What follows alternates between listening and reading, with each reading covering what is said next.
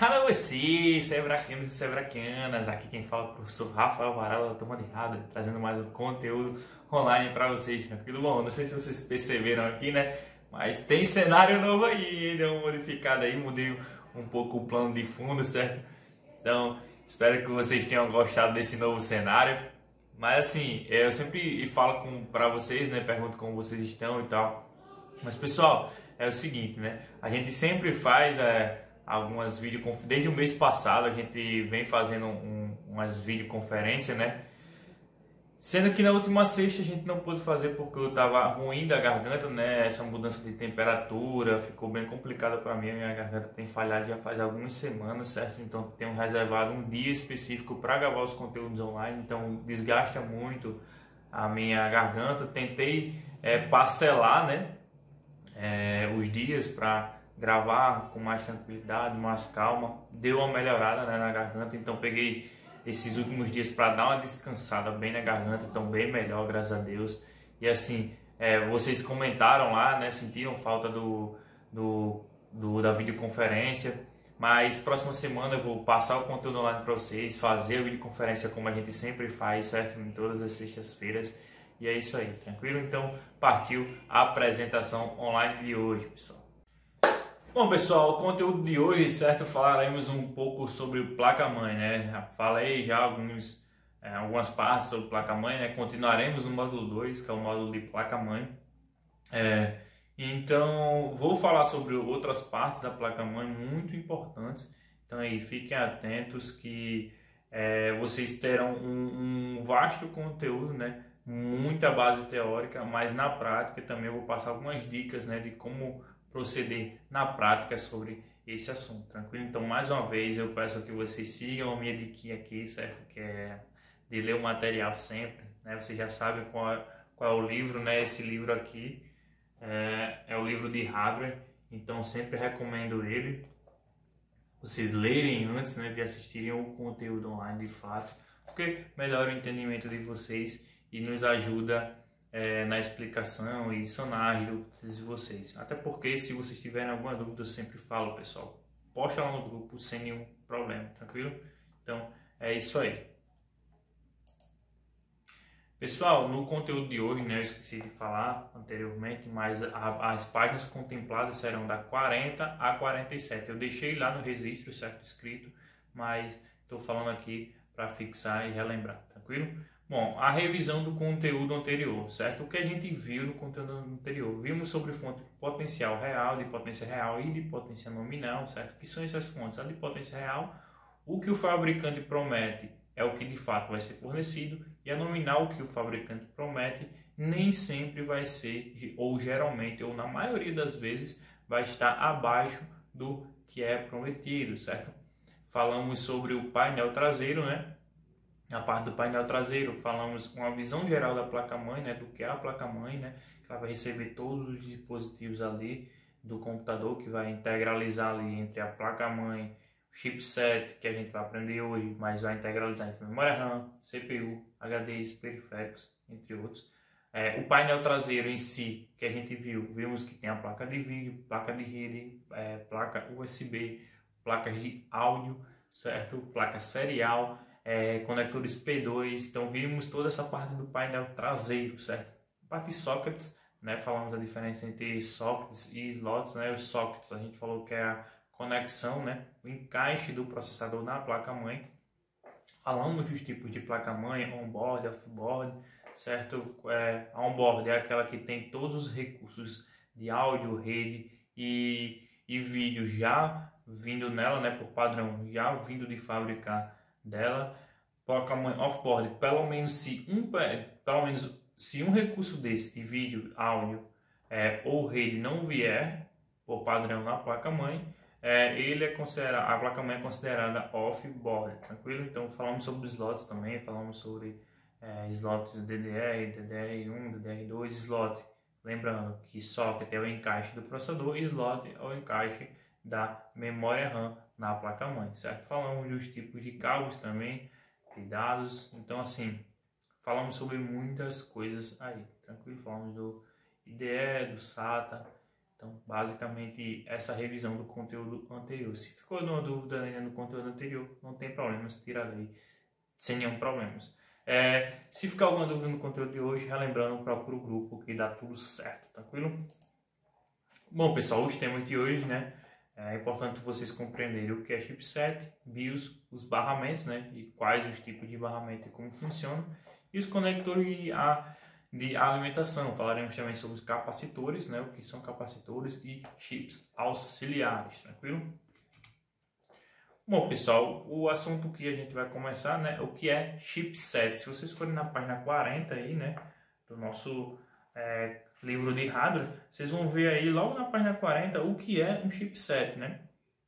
Então, assim, o que é o chipset em si? É um conjunto, né, de componentes eletrônicos de baixa capacidade. Ele nada mais é que um circuito integrado, né? Que ele vai gerenciar o fluxo dos dados entre memória RAM, processador, CPU, né? Ele que vai ser, se a gente pegar um time de futebol, né? Ele vai ser aquele cara que vai fazer o meio campo, né, do funcionamento da placa-mãe. Então é bem interessante o funcionamento dele. Ele tem dois polos, né? Então é importante que vocês anotem a definição, certo? E anotem quantos e quais são os polos do chipset, certo? Ele divide em dois polos. Ele se divide no polo norte e no polo sul. Então, se vocês verem aí na página 40, ele vai falar do polo norte e do polo sul, tranquilo? Ele vai falar que a ponte norte, né, ele vai cuidar das partes do processador, memória RAM, né? Então, se vocês forem lá em cima, vocês vão ver memória cache, barramentos de grande porte, como a AGP, PCI, né, que é aqueles barramentos de vídeo, e a ponte sul, né, que controla os periféricos, chips inferiores, né, de comunicação em geral. Agora, uma dúvida bem pertinente aí, né, que tem no livro, uma pergunta muito boa mesmo, é que, afinal, o chip que trabalha mais é o norte ou o sul? Você está pensando que é o sul, né, porque ele faz tudo, menos o que o norte controla, né, e são muitas funções em relação às 4 do ponto norte, certo? Então, assim, não é porque a ponte sul faz muitas funções que ela vai fazer mais funções complexas. A norte faz menos funções, porém faz funções muito mais complexas. Por quê? Porque se a ponte norte controlar, porque assim, a ponte norte, mais uma vez, anotem isso, tá, pessoal? Quais são as pontes que tem no chipset? A ponte norte e ponte sul. Quais as pontes e o que elas fazem, né? A ponte norte faz controle de processador, controle de memória RAM, memória cache, certo? A parte da ponte sul faz controle de periféricos, chips, que ele fala aqui, chips com inferiores, né? Comunicação no geral, né? E o PCI, mas a parte de placa de vídeo norte também faz, né? Que é a AGP e PCI Express, certo? Então, assim, a parte mais complexa é o norte que faz menos funções, mas o norte que faz. O sul, ele faz bem mais funções, mas são funções com menores complexidade, certo? Então, por isso a parte norte é a parte que trabalha mais. Se a parte norte só tivesse uma função e fosse controlar o processador, isso aí já daria mais trabalho para a ponte norte do que para a ponte sul, tranquilo? Então, espero que tenha ficado claro qual ponte trabalha mais que a outra. Então, a figura geral aí vai mostrar o diagrama, né, de como funciona o chipset, né, ele fazendo o meio campo, né, ele recebe as informações, passa para a memória RAM, que passa para o processador, então ele vai fazer esse meio campo, né. Essas linhas aí, certo, que conecta a memória RAM, o processador e o chipset é chamado de barramento, certo? E lá na frente a gente vai ver o que é o barramento em si. Uma coisa muito importante, né, que os principais desenvolvedores de chipsets, se vocês forem na página 41, parte inferior, vocês verão que é a NVIDIA, Intel, AMD, ATI, VIA e SYS. Esse é o top 6, tranquilo? Vamos lá. O tópico agora é BIOS, certo? Um assunto muito batido, né? Na parte de hardware. Quem faz curso de hardware por aí, para disciplina de hardware em outros locais, já viu ou ouviu falar o que é uma BIOS, né? A BIOS nada mais é que um firmware não volátil. O que quer dizer não volátil? Eu acho que isso aí já está batendo já na cabeça de você já faz algum tempo. Eu sempre vi essa palavra, não volátil, não volátil. Não volátil quer dizer que, independente da energia, se a fonte de energia for desligada ou não, o que está ali gravado naquele dispositivo não vai ser perdido. Diferentemente da memória RAM, que é volátil. Se desligar a fonte de energia, tudo que estava sendo armazenado na memória RAM vai ser perdido, certo? Então, mais uma vez, fixando o conceito de volátil e não volátil para você, certo? É usado, né? É um firmware não volátil usado para realizar a inicialização de hardware durante o processo de inicialização do computador, né? Então, quando a gente liga lá, quem vai carregar as informações para o hardware? Vai ser justamente a BIOS, certo? Então, ele vai fornecer tudo ali que foi configurado, pré-configurado nessa telinha azul que vocês estão vendo aqui, né? Então, essa telinha azul a gente vai fornecer configurações padrão, né? Configurações avançadas. Nas configurações avançadas vocês têm como mexer em processador, velocidade de processador, tem como mexer até mesmo na velocidade do cooler, certo? Tem como fazer várias coisas.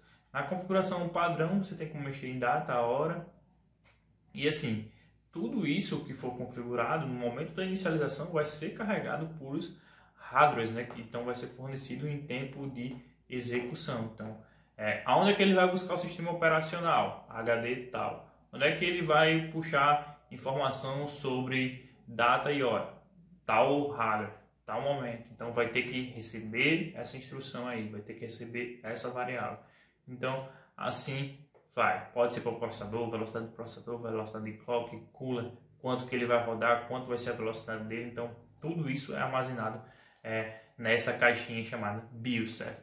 Dentro da BIOS tem um circuito lógico, um circuito integrado, que é muito importante vocês saberem, certo? É um circuito volátil, certo? Que é chamado de CMOS. Em outras oportunidades eu já falei sobre CMOS, certo? Para essa turma não foi falado, mas em outras turmas eu já falei sobre o CMOS, né? Vocês vão ouvir muito falar sobre isso, mas o CMOS é um circuito integrado, não que ele é volátil, ou seja, por isso que ele tem uma bateria, né? Ele tem uma bateria que vai auxiliar ele ali, porque se for perdido as informações dele ali, você não vai conseguir inicializar o seu computador. Mas, professor, como algo tão importante é conectado a uma bateria e não é configurado como a BIOS e deixa ela com memória não volátil? É importante deixar o CMOS com uma memória volátil, porque em caso de problema nela, você tem como restaurá-la, certo? Ou resetá-la, fazendo uma espécie de limpeza de CMOS. Quando você faz a limpeza do CMOS, você consegue resolver problemas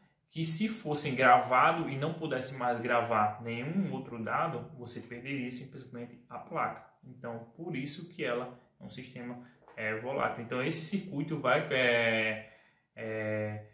esse circuito integrado, ele vai armazenar as informações que passa aqui nessa telinha preta. Então, vocês podem ver aí, ó, BIOS CMOS Setup. Então, é justamente na BIOS que armazena essas informações, mas é um circuito integrado dentro da BIOS que vai fornecer esses parâmetros aí, que é justamente o CMOS, tranquilo? Vamos para o tópico barramento, pessoal. O barramento é um conjunto de linhas de comunicação, né? Se vocês verem aí na página 40, como eu expliquei, tem as linhazinhas lá, certo? Mas eu tentei trazer essa figura aqui para vocês verem a linha, certo? Nada mais que linha de comunicação, como se fossem vias, né, de ruas que conectassem bairros, que permitem a interligação entre os dispositivos, como a CPU, a memória e outros periféricos. Então, assim, eu falei sobre a ponte norte e a ponte sul, né? A ponte norte vai controlar o quê? A memória RAM, o processador e barramento de PCI Express ou AGP, certo? A ponte sul vai conectar o barramento PCI, né, para alguma outra placa, que não seja de vídeo, seja um conector de rede, alguma coisa do tipo, e o SATA, né, o barramento SATA aí do HD. Então ele vai fazer operações menos complexas. Então é basicamente isso que funciona o barramento. interligar, certo?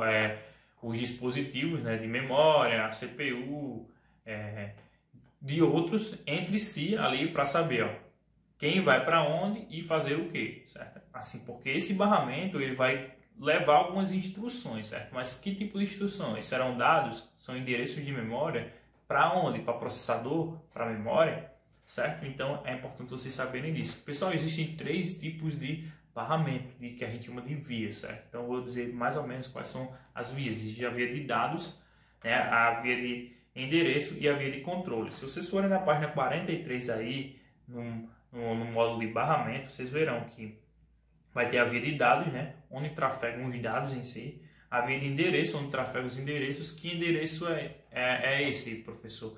É endereço de memória mesmo. Eu quero pegar o endereço da memória RAM tal e pegar esse dado lá. Então, assim, quando ele pega esse endereço, ele não vai saber o que tem o dado em si, mas depois que fizer todo o processamento, esse dado será coletado desse endereço, mas não será pego o dado em si, tranquilo?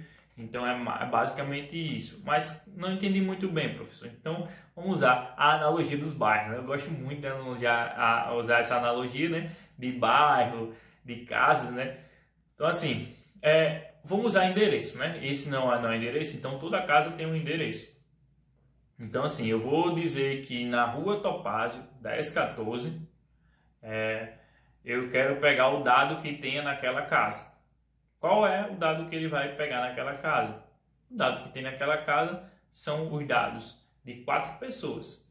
Meu pai, minha mãe, meu irmão e eu. Tranquilo? Então é basicamente isso que vai acontecer. Ele não sabe quem são aqueles dados, mas ele vai só coletar e mostrar. Olha, você pediu que na rua Topázio 1014 fosse nesse endereço coletar esses dados, então tá aí para vocês. Espero que tenham entendido agora. Se não tiver, não tem problema, anota a observaçãozinha e faz a pergunta para mim depois, tranquilo? Pessoal, importante, anota as definições e anote a ajuda de vocês, porque se a gente dizer, não, depois eu pergunto e não anotar, a gente acaba esquecendo, tranquilo? Então, sempre eu digo, tome nota de tudo que vocês estiverem vendo no conteúdo online, tranquilo?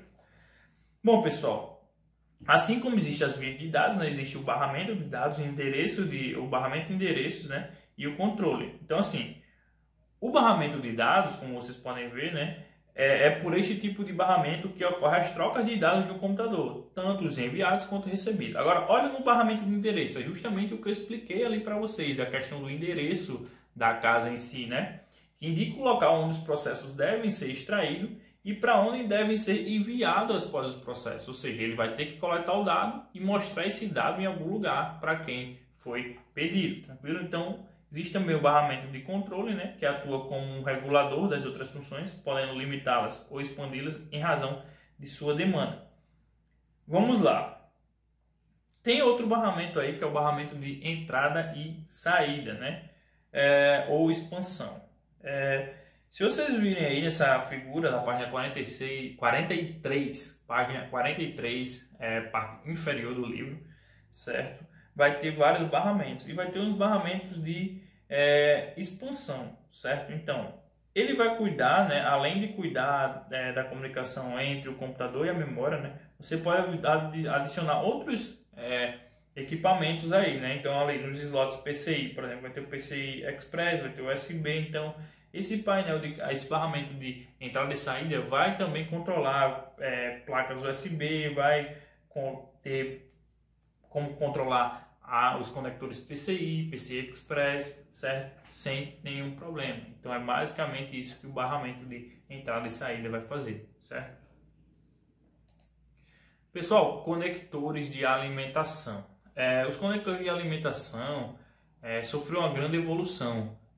Antes, né, existia o padrão de fonte de alimentação AT e passou a ser ATX. Antigamente existia 20 pinos no conector, né, da AT, e passou com a ATX ter 24 pinos. Se vocês forem aí na página 44, vocês conseguem já ver no canto superior a pinagem, né, que aumentou de fato. E ele fala, né, que foram acrescidos 4 pinos à esquerda, blá blá blá blá blá.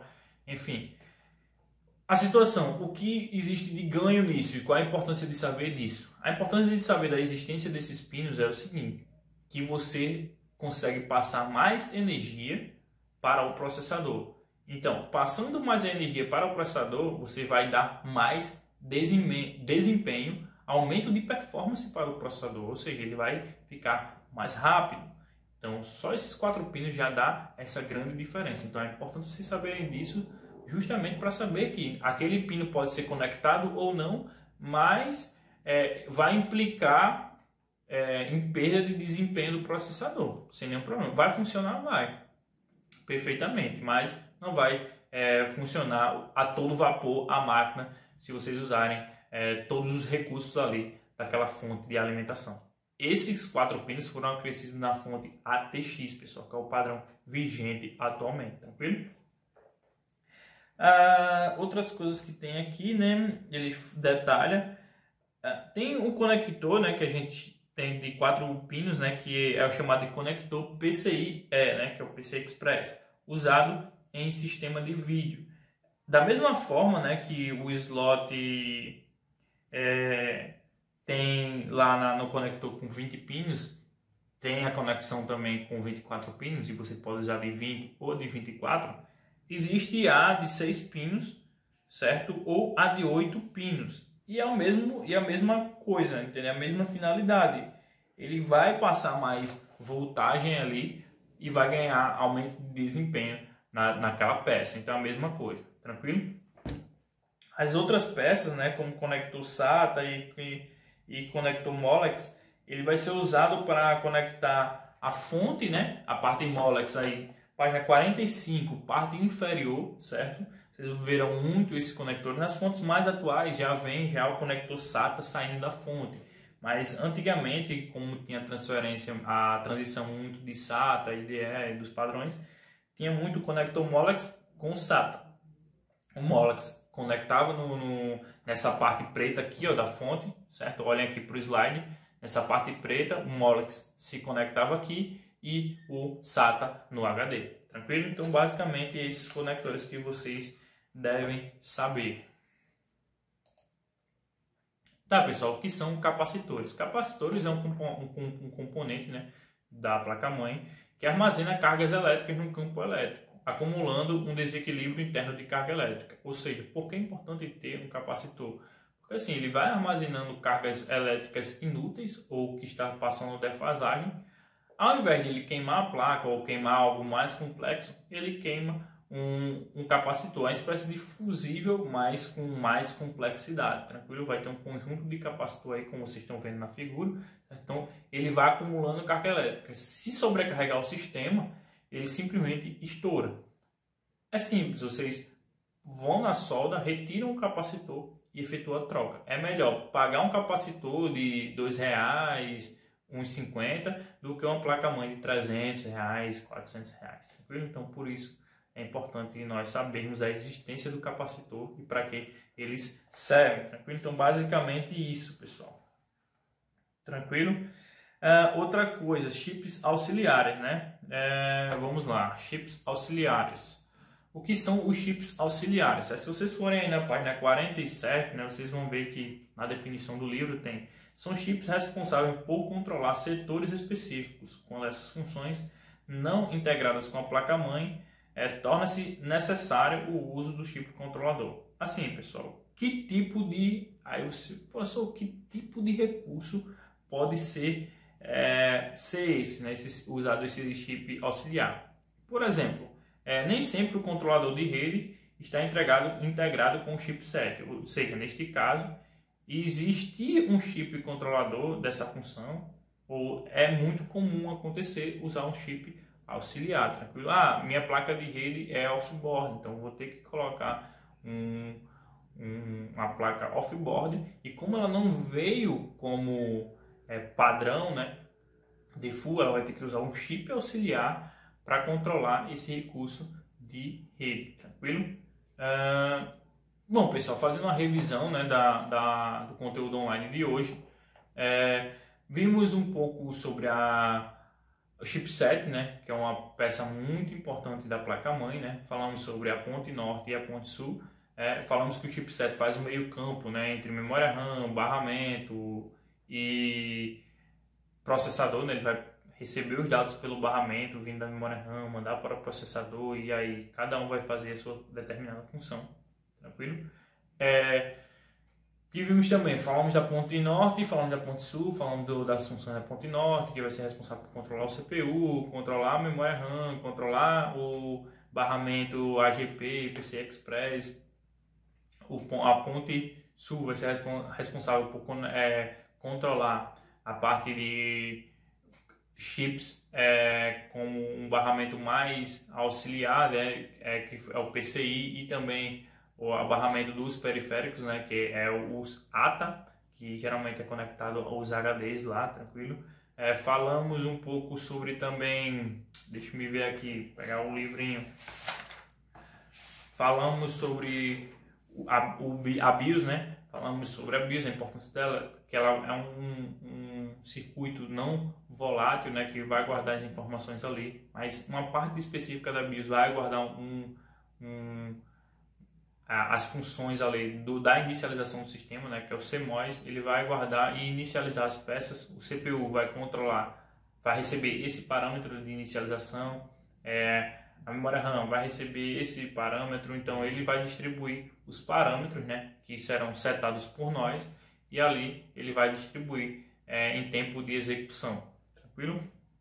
Falamos também sobre o barramento, falamos sobre o tipo de barramento, as vias de dados, as vias de endereço.